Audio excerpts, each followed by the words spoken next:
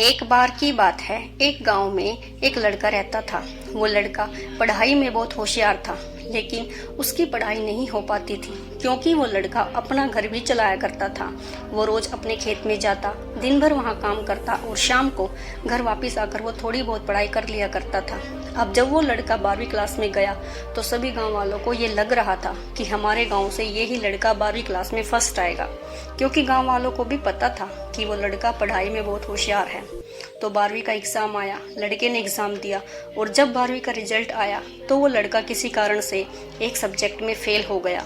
जब गांव वालों को ये बात पता चली तो सारे गांव वाले उस लड़के को ताना देने लगे, उसका मजाक उड़ाने लगे। वो जब भी अपने घर से खेत की तरफ जाता तो उस रास्ते पर उसे जितने भी लोग मिलते वो सब उसे ताना देते रहते।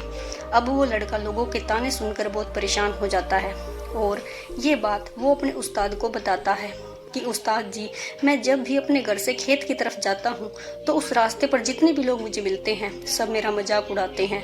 तो उसके उस्ताद जी ने उसे कहा कि तुम एक काम करो, एक बड़ा सा लोटा लो और उस लोटे को पूरा ऊपर तक दूध से भर दो और जब तुम उस रास्ते से गुजरो तो तुम उस लोटे से दूध की एक भी बूंद नीचे मत गिरने देना। लड़के ने एक दिन वैसा ही किया।